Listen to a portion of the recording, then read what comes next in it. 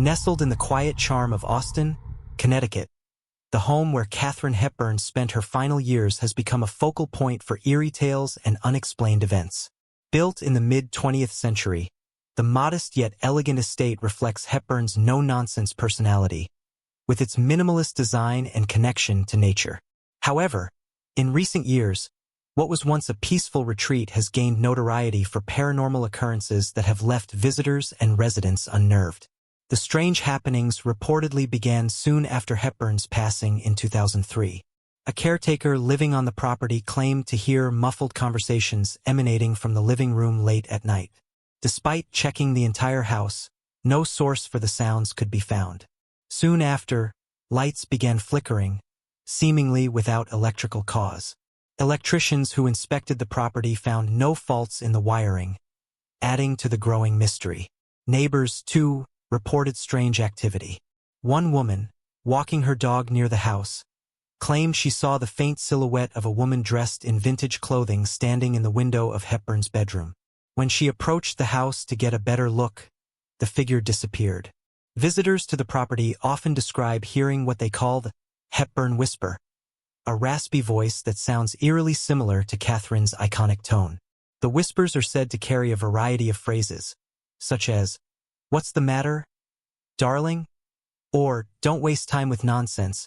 Some have interpreted these as echoes of Hepburn's spirited personality, while others believe they are a residual energy imprinted on the home. In 2015, a group of paranormal investigators visited the house after multiple reports of unexplained activity. Armed with recording devices and electromagnetic field detectors, they documented a series of chilling phenomena. One investigator captured an audio recording of a distinct female voice saying, "Let's keep this simple." Others witnessed a chandelier swaying gently in a room where no drafts or vibrations were detected. In one of the most startling moments, an investigator reported feeling a cold hand brush against her arm while standing in Hepburn's private study.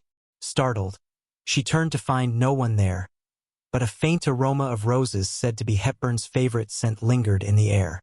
While some locals avoid the house, others believe Hepburn's presence adds to its allure. They argue that her strong spirit, which defined her life and career, remains as a protective force, ensuring the home retains its dignity and character.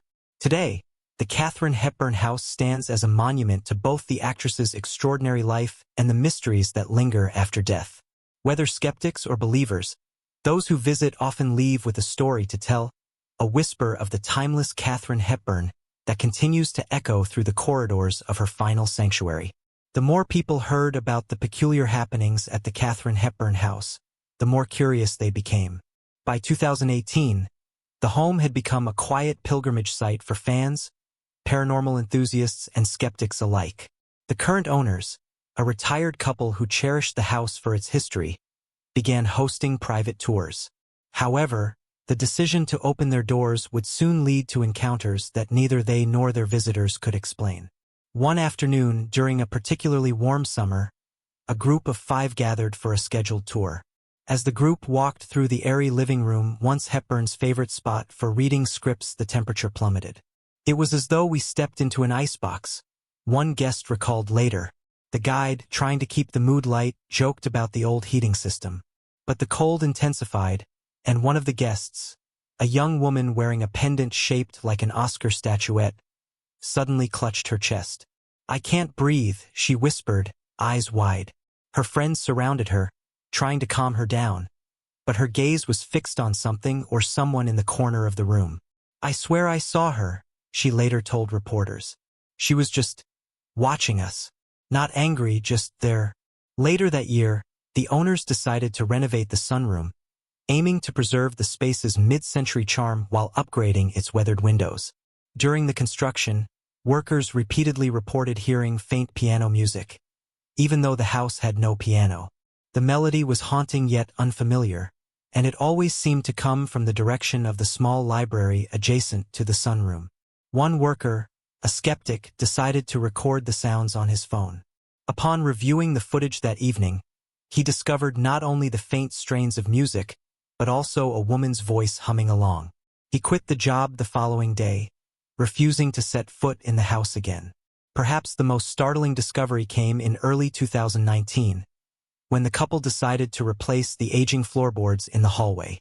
As contractors pried up the old wood, they unearthed a hidden compartment beneath the floor. Inside, wrapped in faded linen, was a collection of Hepburn's personal mementos. Handwritten notes, dried flowers, and an ornate silver locket engraved with the initials K. But it was the note tucked inside the locket that unsettled the owners most. Written in Hepburn's unmistakable hand, it read, "If you found this, remember, every story deserves its ending, even if it takes a lifetime to tell." The cryptic message sparked heated debate among historians and fans. What did Hepburn mean by a lifetime to tell? Was it a message for herself or a warning for whoever lived there next? Not long after the discovery, the owners began experiencing a new phenomenon. At night, the lights in the house seemed to take on a life of their own. They would dim, flicker, or brighten, often in response to specific actions. If someone mentioned Hepburn's name, the chandelier in the dining room would flash twice, as though answering. One evening, while reviewing photos taken during a tour, the husband noticed something chilling. In one image of the dining room, captured just as the chandelier flickered, there was a faint reflection in the glass cabinet doors. It showed a woman's face, unmistakably Katharine Hepburn's.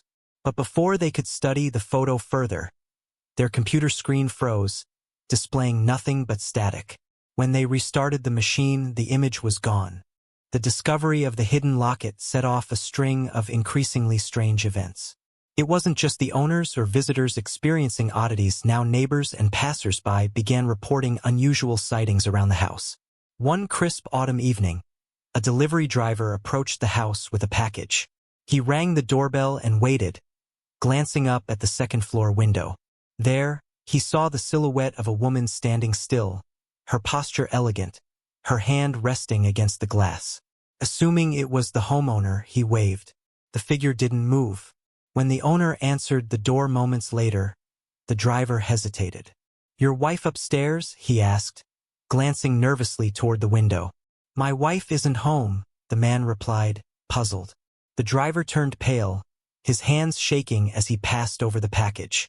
"Well, someone's up there," he muttered before hurrying back to his truck. Later that night, the owner went upstairs to investigate. The room the driver had pointed to was empty, save for a faint, almost imperceptible scent of rosewater lingering in the air. As weeks went by, the owners noticed another unnerving pattern. The staircase leading to the second floor had developed what they initially thought was an odd creaking noise. But after listening closely, they realized it wasn't the wood shifting, it was a voice. Late at night, as one of them ascended or descended the stairs, the faint sound of whispering would rise and fall in time with their steps. The words were unintelligible but distinctly female, punctuated by the occasional low laugh. "I think she's following us," the wife whispered one night, clutching her husband's arm as they stood at the base of the stairs. "Or watching," he replied grimly, staring into the shadows above. Determined to get to the bottom of the haunting, the couple reached out to a historian specializing in Hepburn's life. She agreed to visit the house and examine the items found beneath the floorboards, particularly the cryptic note. When the historian arrived, she brought with her a stack of documents, including rare interviews and personal letters. As she laid them out on the dining room table, she paused, staring at the note in the locket. "I've never seen this phrase in any of her writings," she said, "but it feels familiar, like something she would say." The historian carefully folded the note back into the locket and placed it on the table. Moments later, as she turned to fetch another document, the locket slid from the table and clattered to the floor. "I didn't touch it," she said, visibly shaken. When they retrieved it, the note was gone. The linen was empty. The handwriting vanished as though it had never existed. The final straw came during a late-night storm. Lightning illuminated the yard, casting the house in stark relief. The couple was watching the rain from their bedroom window when a figure appeared in the garden. It was a woman, dressed in a flowing gown, walking barefoot along the stone path. "She shouldn't be out there in this weather," the wife murmured, reaching for her phone to call for help. Before she could dial, the figure stopped and turned, looking directly at the window. Her face was obscured by the rain, but her presence was unmistakable. "It's her," the husband whispered, his voice barely audible. As the next bolt of lightning lit the sky, the figure vanished, leaving the garden empty and the couple shaken to their core. They never spoke of what they saw that night, but their behavior changed. The owners grew more reclusive, limiting tours and refusing interviews. Rumors swirled about what might still be hidden in the house. Secrets Hepburn took to her grave, now threatening to resurface. But what truly haunts the house isn't just the past, it's the sense that something, or someone, is waiting. And whatever it is, it's not ready to be forgotten. Don't forget to subscribe and like if you liked this story. The owners began avoiding certain parts of the house altogether. The second floor became a place of particular dread, with its persistent whispers, faint sense of perfume, and the unsettling sensation of being watched. They even considered selling the property, but every time they made preparations, something would happen to stop them. One such incident occurred when the wife, in a moment of determination, decided to box up items from Hepburn's old study. Among the yellowed scripts and books was an envelope addressed to the next tenant. The handwriting, unmistakably Hepburn's, sent a chill down her spine. Trembling, she opened the envelope. Inside was a single sheet of paper with a simple message. "You will know what to do when the time comes. Trust yourself, but don't stay too long." The couple was stunned. The letter couldn't possibly have been written for them. Hepburn had passed decades before they ever set foot in the house. Yet the paper was crisp, as though freshly written, and the ink had not faded. That night they decided to stay in a hotel. When they returned the next morning, they found the house eerily quiet. Too quiet. The usual creaks, whispers, and hums of the old home were gone.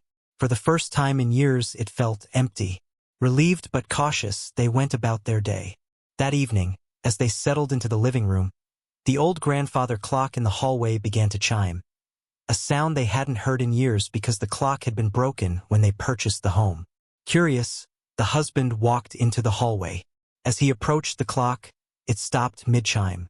Its hands froze at precisely 11:14 p.m., the exact time Katharine Hepburn had reportedly passed away. When he returned to the living room, his wife was pale and trembling. "Did you hear it?" she asked. "Hear what?" Her voice, she whispered. She said, "Don't forget the key." The mention of a key led to weeks of searching, but nothing unusual turned up. Frustrated and exhausted, the couple decided to let it go. That was until a storm one night caused the basement to flood, forcing them to clear out decades' worth of stored items. Amid the soggy boxes and warped furniture, they found an old, locked trunk. The husband retrieved a crowbar, but before he could force it open, his wife noticed a small envelope taped to the underside of the lid. Inside was a tarnished brass key, its surface engraved with the initials KH. When they used the key to open the trunk, they found it filled with photographs, letters, and journals, personal artifacts from Hepburn's life that no biographer had ever mentioned. But there was one item that stood out, a second locket nearly identical to the first. Inside this locket was a miniature portrait of a young Katharine Hepburn, alongside an inscription that read, "The end is only the beginning." The couple debated what to do with the discovery. Was it something to be shared with the world, or were they meant to keep it hidden, as Hepburn herself had seemingly intended? Before they could decide, the strange occurrences in the house escalated. Lights would turn on and off in rapid succession, objects would move on their own, and a low, melodic humming would echo through the house at all hours. The hum was hauntingly familiar, like the faint strains of an old Hollywood tune. And then, one evening, as the couple sat in the living room, the record player silent for years suddenly came to life. The crackle of the needle against vinyl filled the room, followed by Hepburn's unmistakable voice singing softly, "Life is to be lived, darling, even in the shadows." The record stopped as abruptly as it had started, leaving them in stunned silence. The house seemed to be sending a message, but what? And why now? The couple couldn't shake the feeling that the final piece of the puzzle was still hidden, waiting to be uncovered.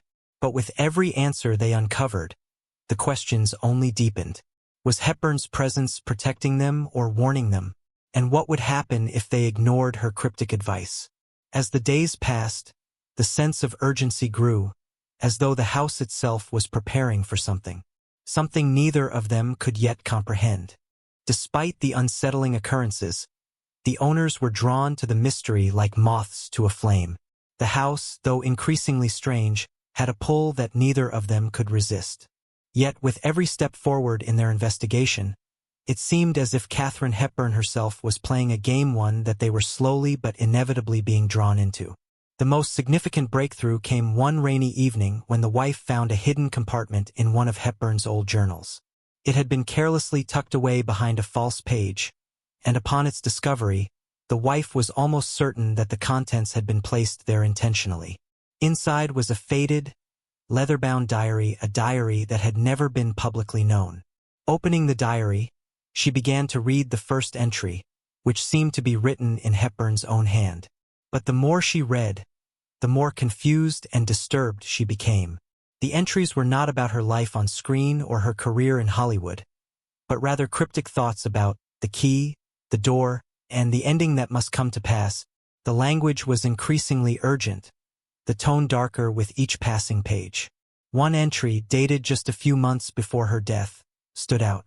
The house calls to me in ways that words cannot express. There is something in the basement, something I have been trying to keep locked away.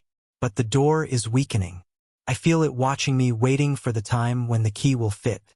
I do not know if I am meant to let it in, or if I am meant to stop it forever. But I cannot leave without knowing the truth. As the couple continued to study the diary, the house seemed to react, almost as if it was aware of their progress. The whispers grew louder, more frantic, echoing through the walls.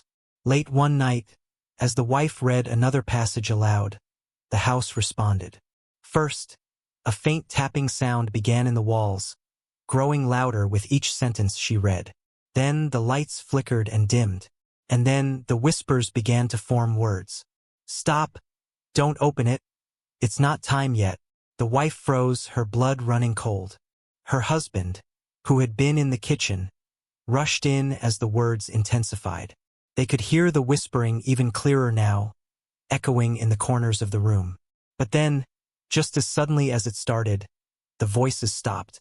The house fell silent, save for the quiet hum of the refrigerator. The wife turned to her husband, her eyes wide with disbelief. "Did you hear it?" she asked, her voice trembling. He nodded slowly, his face pale. "We have to find out what she was trying to keep locked away." The diary continued to offer vague references to the room beneath the basement and the place where no light should reach. According to Hepburn, it was a space that had once belonged to someone else, someone whose name was never spoken aloud. The diary hinted at a dark history that predated Hepburn's own time in the house, a history she had somehow become connected to. Driven by the diary's cryptic clues, the couple ventured into the basement again, searching for the elusive, secret room. But the walls were solid, the space seemingly mundane, save for the usual clutter of old furniture and storage. It wasn't until they noticed the oddity of one of the stone walls, a section that appeared slightly displaced, that they made a chilling discovery. The wall was movable. With trembling hands, they pressed on the stone, and to their horror, it slid open like a door, revealing a narrow passageway leading deep underground. The air was thick and musty, and a feeling of cold dread washed over them as they stepped inside. The passage opened into a small, dimly lit room, its walls lined with ancient shelves. On them were strange artifacts, books in languages neither of them recognized, brittle pieces of parchment, and several large, ornately carved boxes. But it was the centerpiece of the room that froze them in place. A large, iron door stood at the far end, its surface etched with a symbol that seemed to glow faintly in the dim light. The symbol resembled a key, an intricate design, like a map that promised to lead them to something hidden. The door itself was adorned with a heavy lock, one that clearly had not been opened in centuries. "I think we found it," the husband whispered, his voice barely audible. "The door, the key." The wife stared at the lock, heart pounding in her chest. "This is it," she murmured. "We have to open it." But as she reached out, The air grew cold again, and the faint sound of a piano Hepburn's favorite tune began to play in the background. Slowly, the voice returned, this time louder and clearer than before. "Don't open the door," the voice whispered. "It was never meant for you." They both froze. The words were unmistakably Katharine Hepburn's. But they had no choice now. The key was within their grasp, and something deep within the house seemed to demand that they unlock the mystery that had been buried for so long. As they stood there, the weight of the decision pressing on them, the ground beneath them began to tremble, as though the house itself was reacting to their every move. The couple, hearts racing, exchanged a look. Despite the warning, something inside them compelled them to proceed. With trembling hands, they inserted the key into the iron lock. The moment it turned, a low rumble echoed through the house, as though an ancient force had been awakened. The door creaked open, revealing a small, dimly lit chamber. Inside, on an altar of sorts, lay an old, weathered book. As the wife reached out to touch it, the temperature dropped drastically, and the faint strains of Hepburn's voice filled the room, singing a haunting melody. With trembling fingers, the wife opened the book, only to see the pages blank except for a single phrase written in bold ink. "The story ends when the last page is turned." Suddenly, the house groaned, and the air shifted. The ground beneath them seemed to quake violently. The piano music swelled to a crescendo, and the house began to shake, as if it were alive, struggling to keep its secrets hidden. Then, as quickly as it had started, everything went still. The temperature returned to normal, and the house fell silent. The book was gone. So were the whispers. The door slammed shut on its own, and the passageway was sealed once more. The couple never spoke of that night again. They left the house shortly after, and it was sold to another family. Yet, to this day, no one knows what lies behind that sealed door, or what Katharine Hepburn's final secret truly was. The house stands, as mysterious as ever, watching, waiting, and somewhere, deep within, the story continues to unfold. Don't forget to subscribe and like if you liked this story. Any coincidences with real events or characters are accidental.